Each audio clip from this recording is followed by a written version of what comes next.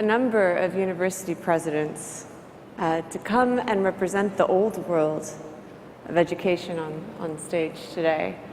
And they all said no.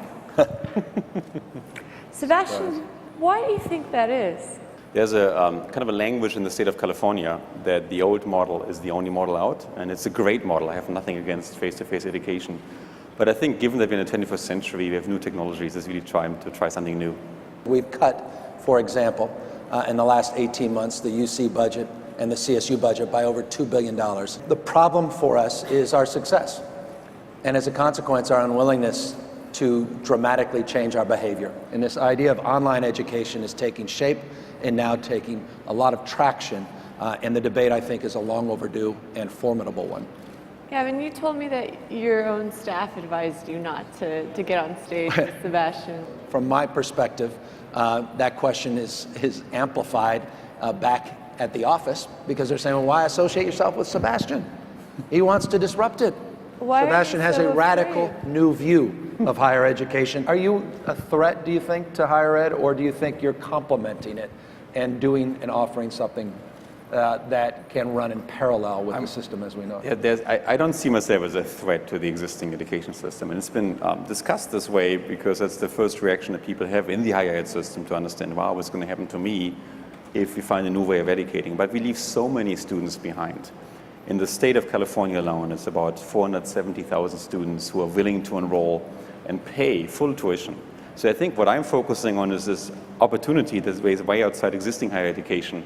We can really provide lifelong education, international education, education to people who are economically disadvantaged, and so on. Do either of you think it's okay for online education to divorce itself from academia entirely, just become a job training platform? When my great-great-great-parents lived, one education was actually sufficient, and things didn't move that fast. But thanks to everybody at TechCrunch, the world is on fire, and things are moving extremely fast. In my own field, computer science, my education expires after 5 to 10 years. 5 to 10 years and everything is new. The cloud is new, Facebook is new, Twitter is new, Google is new. A lot of new things can do, new programming languages. I think what Sebastian is offering is something that is imaginative, but most importantly, he's not just talking about taking a lecture and putting it online. He's talking about a whole new model of education that takes the latest in terms of how we learn and incorporates it into a new platform of engagement. Sebastian, you're not just paying lip service to this, you actually have something to announce. Today we put up a website and announcing that we have an open education alliance where a whole bunch of companies we've worked with in the past, new companies are working with us, and also I guess Khan Academy joined us, and we're talking to more educational outlets. And the idea is to, we got a lot of inquiries from industry to say, look, what our students that we graduate and come in are able to do is this, and what we want to do is this thing over here. So can we participate in the creation of curriculum for higher education? And I think what is hopefully going to be a bit of a platform to think about education in the 21st century. Like what is really needed in the workforce, what skills you need to find a job. And then it's not just us you can come to, it's anybody you can come to, and anybody should compete for building the best education product to really serve our workforce needs and our employment needs. So a Google University, but sort of like the UC system.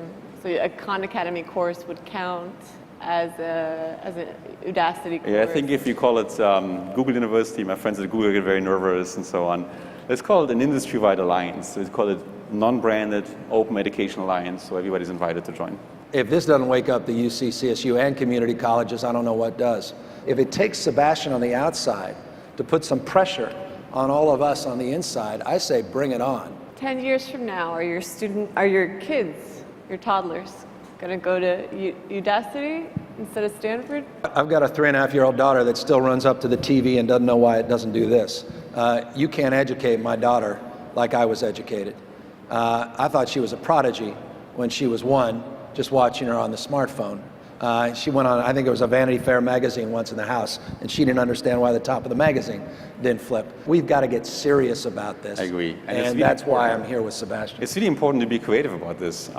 If we were to reinvent education today, would we really force every student in the classroom to go exactly at the same pace, think exactly the same thought at the same time, almost like an industry of drones, the way we educate today.